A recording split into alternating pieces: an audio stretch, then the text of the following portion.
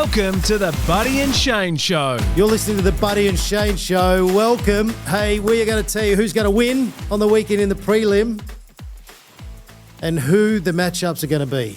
So you don't want to go anywhere. We have been on fire.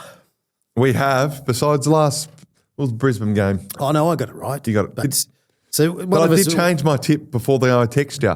You did. I said I'm going with Brisbane. Yeah, you. So I was right, but sorry for the listeners. But no, saying Gold Coast. You've been amazing all year. Friday night, Geelong Hawthorn's going to be huge. The last 10 finals they've played, Hawks have won 6, the Cats have won 4.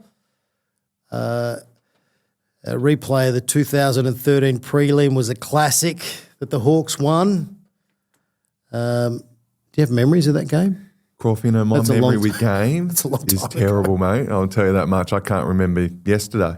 So I obviously remember Sean's goal, incredible in a big moment. Yes. You know, these games, I think with prelims, these are the hardest games to win.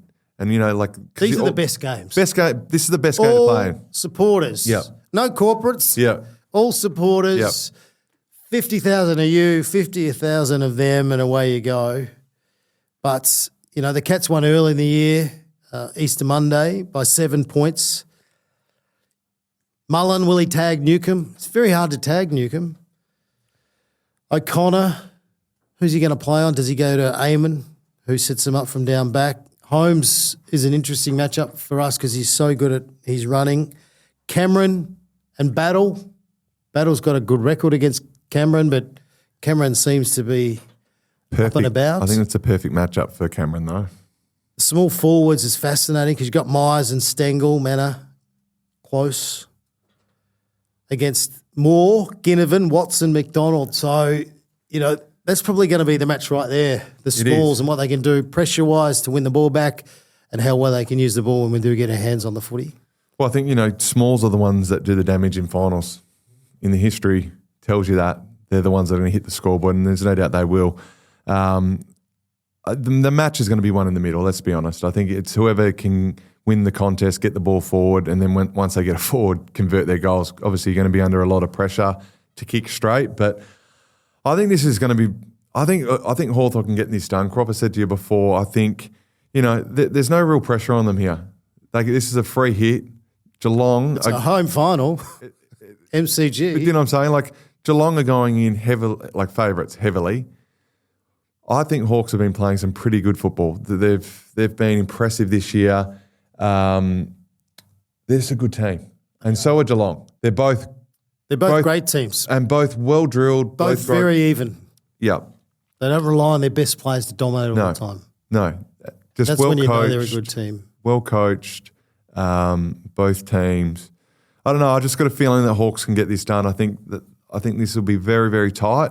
I think that matchup of Cameron Battle is going to be massive in the context of the game. I think if you can sort of shut Cameron down, if he doesn't kick over 2 goals, I think you're right in this game. Anytime he kicks a little bit more, they usually go on and win the game. So I think that's a big factor. But they do have other guys that can hit the scoreboard. And they do have the Hawthorn defence, which just seems like it's like a big brick wall at the moment. Yeah. So that's certainly been a huge positive for the Hawks. And what do you do with Weddle? Where are we going to play him? Because the defence looks like it's pretty solid and we can just try and trust that area. So do you float at him around the wing and get him to push forward at times? I suppose that's a nice thing for Sam Mitchell to have to deal with. Well, he makes especially the MCG. Well, he makes big things open happen, space. doesn't he? He's the X factor of the club. That's what you need. You need him up and about, whether that's on a wing, whether it's a half 40, leads up at the ball carrier really well, makes things happen. I think Mitch will just see on the day on where he needs him. But I think that high half forward lead up through that middle works a little bit for him. He just adds another dimension to that forward line. But yeah, this is going to be an awesome game. I can't wait. So why Geelong will win? And I'm going to say why will Hawthorn win. So Geelong will win because they're so even right across. You know, their smaller players are just super consistent. And, you know, I just think this might be a better team than the one that won the flag a few years ago with Geelong. So that's why I think they will win. But then why will the Hawks win? As you said, there's no pressure. They're at the MCG, which is where they love to play and they play their very best. They are riding a bit of a wave. They have been interstate the last 2 weeks, which is not easy to do and go and win. Yeah. You know, Giants, who had a lot to play for after last year's demise in the finals, and then Adelaide, who are on the rebound against Collingwood. So 2 very good wins. But you're thinking Hawthorn? No, I think Hawks. I think Hawks can get this done. If I'm Sam Mitchell, I'm putting someone on Smith. I think he's a key man for them. I'd be putting someone on him and clamping him because, you know, he's had a tremendous year. He's one of the Brownlow favourites. He's had an awesome year. I think you get to him and you sit on him early because he gets them going, especially in and under, gets a ball fed out. I'd be sitting someone on him. I know Holmes is their key player, but I think Smith's the one that gets in and under and gets the ball going. So I'd be keeping close attention on him throughout the game. I'd be going to Holmes, and then I know what you're saying, and I'd be allowing Smith to get the ball in the back half and let him do all that. But I reckon if you can put enough pressure on Smith, he can turn it over. Okay, and then Holmes is a real straight line breaker. So yeah, it'll be interesting. The way Sam But Mitchell what happens is attacks teams it. will go to Holmes and then he keeps getting off the chain. And by that stage, it's too late. I'm okay for him to get off the chain down back. It's not the forward half, but it's not, as you said, it's not easy and you might have to clamp them both. Big finals, it's a contested game. You're sitting on him. You're sitting on him. That's what I'd be doing. But that's just me. I think, as I said, the smalls of Hawks, I think they can do the damage. Ginnivan, hopefully he gets up. I heard he's got a sore hamstring. Dr. Franklin's back here. We've got Watson. As I said before, now. Watson, he's made for these finals. Groff, this is why he's a top 5 pick for these moments to really step up. He makes things happen. And, you know, one underrated player for me is McDonald. I think he's always pops up, doesn't he? His work rate up and down the ground. He's just been, I think he's very underrated. And I don't think teams pay him as much respect as they should because you've got Watson, you've got Ginnivan, and then McDonald gets off the chain. Always gets his 18 to 20 touches, hits the scoreboard, and it gets score involvements. Yep. So I think you got those 3 boys up forward. So I think they're going to be the guys that do the damage, and I think Chol's due for a good game. The Chol Royce. The Chol Royce. Is that how you say it? Charles Royce. Charles Royce. Rolls Royce. So anyway, but that's what I think. I think the Hawks can get this done, but it's not going to be easy, that's for sure. Well, yeah, we're heavily conflicted. I'm very conflicted. I'm not. I think Geelong, if they do win, will win the whole thing. I think they're an amazing team, such an even team. But of course, I'm hoping the Hawks can find a way. Saturday night MCG, Collingwood, Brisbane. Last final in 2023 was a classic. Collingwood won. Jeremy Howe comes back. Maybe Bobby Hill to light them up. He's been training well. A lot of the footage I'm seeing is he's on his toes and he looks to be moving well. Does McStay come back in? Mason Cox, does he go out or does he stay in? He was a good matchup in Adelaide. What are they going to do with a guy called Nick Dacos? Brisbane obviously lost. The last time they played Collingwood, they won MCG. And they won because they came through the middle. They were really risky with what they did. And they're going to be same game plan again. They'll be trying to run Collingwood's midfield off their feet, especially some of the older ones, around stoppage and the explosiveness. That's where Brisbane can win. But what are they going to do with Dacos? Do you go Dunkley, Berry? Do you go all of them? I was thinking Dunkley. Surely they're going to clamp him. Oh, they'll definitely have someone on him. You cannot let him off the chain. We've spoken about if you do, game will be over in 10, 15 minutes. Yep. If you let him run by himself without any body contact or no one even touching him, he'll slice you to ribbons. And that's what you need. You need to be on him from the start. Make sure you're physical with him. And that's why I reckon, not Berry. Which one did I say? Dunkley, McCluggage. Dunkley. Dunkley will go to him, I think, and be physical with him around the stoppages. Maybe if he gets on the outside, Nick can get off him a little bit. But I do think just for the start of the game, just sort of set the tone, I'd be sitting someone right on him. I think Cox will hold his spot, Croft. I think he will. I think with Andrews being there, he's such a dominant figure for them, reads the ball well. I think having Cox there, someone to kick long to, and keeping Andrews engaged is really important to the game. So I think having Cox there will be the best thing for the team. That's why McStay probably stays out. And the Brisbane Tools, they had Gallup come in, and he actually crashed a few packs and just had a go. And that's all you sort of want from your Tools, is like just do your best to bring it down. They've got a very young tool forward line. And that's what Cox did last game. Yep. He brought the ball to the ground. That's all. He doesn't need to be marking everyone. Just bring the ball to ground, bring the smalls into the play. Because historically, the tools are not ones that don't do the damage. It's the smalls. So that's what will be happening. So both teams have dangerous small forwards. And I think Hill definitely comes back in. You reckon he'll definitely come in? I think so. You can't leave a Norm Smith medalist out of this team. This is a guy that can turn a game in 2 minutes. You just bring him in, back him in. Look what Cyril did with the Hawks when he had his injuries. You know what I'm saying? They sort of bring him in for a grand final and he delivers. So I think he went to Box Hill for half a game in a grand final. Yeah. So this is what I'd be thinking. You're bringing a guy that's got X factor into this team, and hopefully Hill can play. So are you thinking Brisbane or Collingwood? It's hard, isn't it? Maybe should I just go against Brisbane? Because every time I do, they win. So no, you go with what you feel. Are you feeling Brisbane? No, I'm going to go with Brisbane.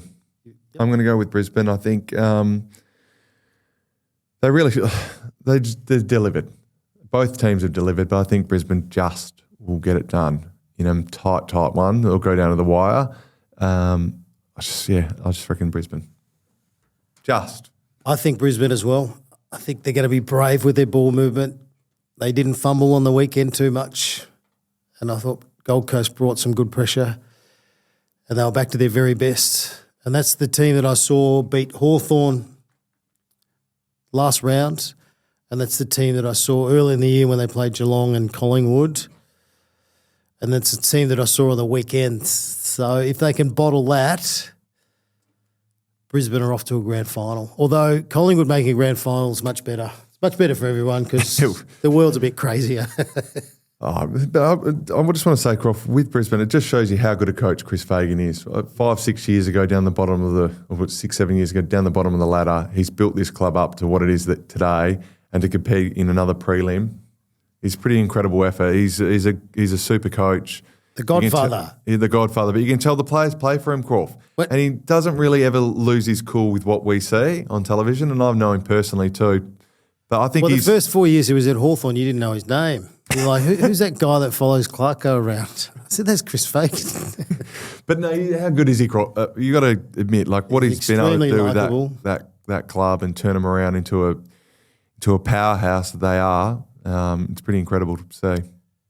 Yeah, look out. The very best of the Brisbane Lions is as good as anyone. So, yeah, it's going to be awesome. Prelim finals. And as we said, these are the best because real homegrown, loyal supporters, they can get tickets, they can get in. It's not about a grand final. Who cares about the grand final? That's all about the corporates. This is when you get the best atmosphere. So if you're ever going to go to an AFL match, go to the prelims and really see the emotion that the supporters take you through. It's going to be awesome. So there we have it. Both thinking Brisbane. We're both tipping Hawthorn, even though I'm a bit conflicted. And, yeah, let's see what happens. What have you got? I was going to say, let's talk about Hawthorn supporters, Adelaide Oval. They've become one of the biggest clubs in Australia now, I reckon, Hawthorn. They're getting right up there with Collingwood. For the supporters at that game. Yeah, it was like a whole stand, wasn't it? It was, and it was so good to see. I think they've got some of the best supporters in Australia, Croft, and they've been to follow them over there and see them all on the streets and that going into the game. I thought it was just awesome to see. Yeah, so hopefully they can get it done. Yeah, come on, get to the MCG. And just to finish off with, I know we spoke about Zach Merritt and that a little bit earlier, but we didn't really touch on, everyone says, Sam Mitchell's getting in contact with the players. Well, it's actually management. they're actually going, listen, my client might be looking elsewhere. But I want to give a shout out to the silent assassin behind The scenes. all of this, who is employed to go out and find A-grade talent. Barras Battle he brought in, and this year he's obviously trying to get in Zach Merritt. Who is it? Who's doing that? Well, he's your very good Who is friend, and somehow he's escaping all the criticism. But this is his job.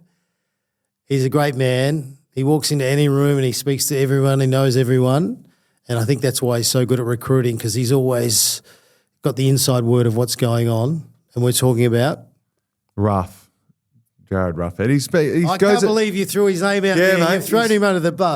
But he goes about his business quietly, Croft. Yes. And just does it in the back. And he's doing an I think he's amazing been job. a huge part of what's going on there at the moment. He's obviously come across from St Kilda. He's back home at Hawthorn where he belongs. And, he's doing some incredible things. And if they were able to land Zach or whoever wants to come there that's a gun, it's a feather in their cap. He's become the new Andrew Mackie, I think, Ruffy has. Well, you've got Butters and Harley Reid, but I'd be telling Jared, who listens to this show a lot, shout out Jared, we love your work. I think there's another Reid who might be better than all of them over in Western Australia, and his name is Murphy Reid. I'll tell you what, I think he grew up around the Bayside area, and obviously Hawthorn are moving their digs just down the road to Dingley. Murphy Reid might be the one. Go and get your hands on him. That's just a suggestion from me, and he's obviously one of Buddy's favourite players. There we go. We'll be back next week. Brownlow Medal Day. We're going to tell you who's going to win the Brownlow Medal. We're going to tell you who's going to win the grand final. And we're going to tell you who's going to win Mark of the Year and Goal of the Year. Wow, I can't wait for this. I don't even know who's kicked I don't even know who the contenders are. Anyway, we're going to do some research. Yep. We'll see you then. I'll tell you what, your biceps are looking massive. Thanks, Shane. You work out. I do, yeah. Just did a few push-ups before I came in here. Thanks, mate.